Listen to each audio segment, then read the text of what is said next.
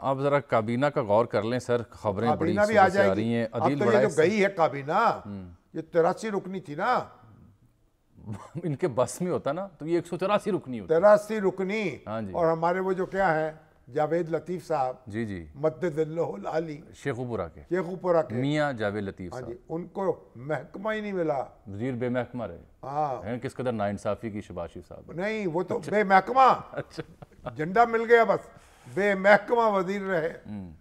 اور کتنے تھے جناب خصوصی معاونین؟ تو 83 رکنی کابینہ تو نہیں بنے گی نا، اب کتنی بنے گی؟ نہیں، اب تو پہلے مرحلے میں 8-10 کے نام کیوں عدیل؟ پہلے مرحلے میں کیا اطلاع ہے ہمارے بیورو چیف ہیں؟ جی چیک کرتے ہیں عدیل سے بھی، 8-10 کی مجھے بھی اطلاع تھی۔ عدیل بڑائی صاحب بتائیے گا۔ آج تو صبح سے یہ تھا ہنگامہ کہ بھئی جناب کیبنٹ بن رہی ہے۔ ابھی بن رہی ہے، مجھے تو جناب یہاں سے نیوز روم سے فون آ گیا، جناب کابینہ بننے والی ہے، تبصرے کے لیے تیار رہیے۔ میں تو صبح سے انتظار کر رہا ہوں، کابینہ ابھی تک بن کے نہیں دی۔ پتہ نہیں نام ڈالے جا رہے ہوں گے، نکالے جا رہے ہوں گے۔ عدیل پہلے مرحلے میں کیا توقع ہے، کتنے افراد پر مشتمل کابینہ ہو سکتی ہے؟ جی 10 سے 12 افراد پہلے مرحلے میں اناؤنس ہوں گے۔ ابھی تک جو نام سامنے آئے ہیں اس میں وزارت خزانہ کے لیے شمشاد اختر صاحبہ کا نام ہے، اور اس میں ان کو تو جناب ایوارڈ بھی ملا ہے، میں خیال نشان پاکستان دیا ہے ان کو۔ جی جی، گورنر رہی ہیں بالکل، شمشاد اختر اعجاز ہیں جو سابق گورنر ہیں اسٹیٹ بینک کی۔ جی اسٹیٹ بینک۔ تو ابھی جو حتمی جو مشاورت ہے وہ چل رہی ہے، چیزیں فائنلائز آلموسٹ ہو گئی ہیں۔ آج ایکسپیکٹڈ تھا کہ اب اناؤنس ہو جاتا، لیکن اس میں تاخیر ہو گئی ہے کچھ۔ اب یہ امکان ہے کہ یہ کابینہ کل اناؤنس ہوگی اور اس کے بعد پھر کل ہی یہ حلف لیں گے، لیکن اس میں کچھ ڈیلے آیا ہے کچھ ناموں کی وجہ سے، اور ابھی ذرائع یہی بتا رہے ہیں کہ اب لائکلی ہے کہ یہ کل اناؤنس ہوگی۔ کچھ نام ڈالے جا رہے ہیں، کچھ نکالے جا رہے ہیں۔ ایک خبر یہ ہے کہ بس نہیں چلتا ہے حریفوں کا، مگر سوز کے نام کو لکھ کے بتا دیتے ہیں۔ 2-3 لوگ ایسے بھی ہیں جن سے رابطہ کیا گیا، انہوں نے اپنی کانسنٹ شو نہیں کی، ان میں سے شاید ایک آدھے نے آپ سے بھی کل رابطہ کیا ہوگا۔ پتہ نہیں واللہ، دیکھیں میں کل سے لے کے اب تک پہنچ گیا اس کھرے تک کہ آپ سے جن لوگوں نے رابطہ کیا اکانومی کے لوگ تھے۔ وہ بات یہ ہے، اب آپ ابھی تک معاملہ جاری ہے، ڈسکشن جاری ہے، آج تو اناؤنسمنٹ نہیں ہوئی، اب کل ہو جائے گی۔ عدیل یہ ڈاکٹر وقار مسعود کا بھی نام لیا جا رہا ہے، جی جی، اور شمشاد اختر صاحبہ کا بھی لیا وہ جا رہا ہے۔ آگئی نا، ہاں وہ شاید معاون ہوں۔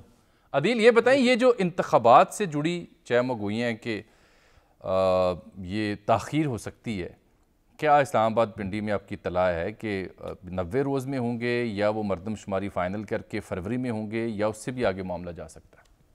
الیکشن کمیشن اس بات پہ جامی صاحب قائل نظر آتا ہے کہ حلقہ بندیاں تو کرنی ہی پڑیں گی، یہ آئینی تقاضا ہے نئی مردم شماری کے بعد، اور ایسے میں حلقہ بندیاں جب کی جائیں گی تو اس کے لیے ظاہر ہے کم از کم جو ایک قانونی ٹائم فریم ہے 4 مہینے کا، اس کے بعد جو الیکشن شیڈول ہے، تو فروری کی باتیں ہو رہی ہیں الیکشن کمیشن میں بھی۔ لیکن آج چوتھی بیٹھک تھی جب سے سینسس جو اس کو نوٹیفائی کرنے کی منظوری ہوئی ہے، اس کے بعد سے الیکشن کمیشن آج چوتھی مرتبہ بیٹھا ہے، اور آج بھی بغیر فیصلے کے اٹھا، اور یہ کہہ رہے ہیں کہ ہم اگلی نشست میں ہوپ فلی اناؤنس کر دیں گے کہ ہم نے نئی حلقہ بندیوں پہ جانا ہے یا نہیں۔ لیکن ذرائع یہ بتا رہے ہیں کہ الیکشن کمیشن میں اکثریتی رائے یہی پائی جاتی ہے، جو ان کو بریفنگ بھی دی گئی ہے، کہ حلقہ بندیوں پر ہی جانا پڑے گا کیونکہ یہ آئینی تقاضا ہے۔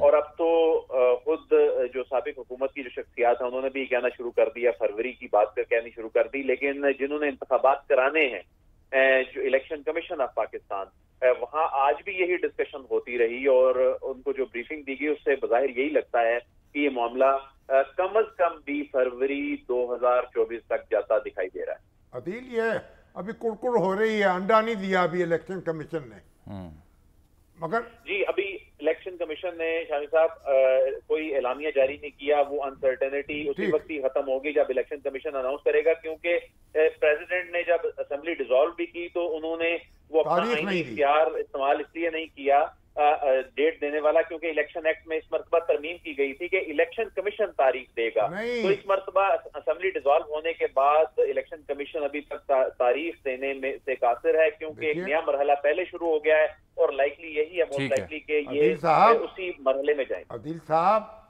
دستور میں لکھا ہوا ہے کہ صدر پاکستان تاریخ دیں گے جب اسمبلی ڈیزالو کریں گے۔ سبارڈینیٹ جو لیجسلیشن ہے وہ دستور پر حاوی نہیں ہو سکتی۔ یہ جو قانون ہے نا وہ دستور کے نیچے ہے، اوپر نہیں ہے۔ صدر صاحب نے خود ہی کوئی تکلف کا مظاہرہ کیا ہے کہ ابھی وہ رک تک گئے ہیں، کہ تاریخ نہیں دی۔ کل بھی ہم نے اس تاریخ موضوع بات نہیں کی دی، تھی کہ حالانکہ وہ تاریخ بنانے میں ماہر ہیں، تاریخ بدلنے میں بھی ماہر ہیں، تاریخ دینے میں، تاریخ دینے میں بھی اچھا ماہر ہیں، ٹھیک۔ لیکن اب تاریخ سے کھیل رہے ہیں، تاریخ نہیں دے رہے۔ مگر بل ڈیٹ کے ہمارے جو دوست ہیں، عدیل بہت شکریہ آپ کا۔ احمد بلال محبوب، خیرپور چلیے جی۔ وہ تو کہتے ہیں کہ جب صوبوں میں صوبوں کی تقسیم جو ہے نشستوں کی وہ وہی رہے گی جو پہلے تھی۔ اچھا، وہ نمبر میں فرق نہیں پڑے گا؟ وہ نہیں، وہ تو ظاہر ہے، کیونکہ اس کے لیے تو پھر آپ کو 2/3 بتا دیا گیا نا، یعنی صوبوں کی جو نشستیں ہیں اتنی رہیں گی، ان میں فرق نہیں پڑے گا۔ اور اب جو یہ ضلعوں کی بنیاد پر کوئی فرق پڑ سکتا ہے، صوبائی اسمبلی میں کسی ضلع کی نشست کم ہو جائے، کسی کی زیادہ ہو جائے، تو ان کا کہنا یہ ہے کہ اب حد بندیاں جو ہیں وہ ایسی نہیں رہیں کہ جن پہ وقت لگانا ہوگا۔ اب مختصر وقت میں یہ کام ہو سکتا ہے۔ بہرحال کیا سکندر سلطان راجہ، اب ان کے ہم تو ان کی رعایا ہے نا فی الوقت، راجہ صاحب کی؟ راجہ صاحب، اچھا، پہلے جب تک الیکشن پہلے راجہ ریاض تھے، راجہ ان کو حکم چلتا ہے۔ ابھی تو آپ دیکھیں ان کے حکم آ رہے ہیں، بھئی یہ سرکاری افسر جو ہیں ان کو آپ ٹرانسفر نہیں کر سکتے، ان کی پوسٹنگ نہیں کر سکتے، وہ لمبی چوڑی فہرست آئی ہے، اور انہوں نے ہدایات دینی شروع کر دی ہیں۔ اور لگتا ہے کہ یعنی ایک بڑا حوصلہ پکڑ لیا ہے اور طاقت پکڑ لی ہے، نگران حکومتوں کو ہدایت پہ ہدایت ملنی شروع ہو گئی ہے۔ اصل ان کے لیے امتحان ہی ہوگا کہ ان کی ہدایات پہ وہ عمل درآمد بھی کروا سکتے ہیں۔ کروائیں گے نا، بالکل کروائیں گے۔ اچھا۔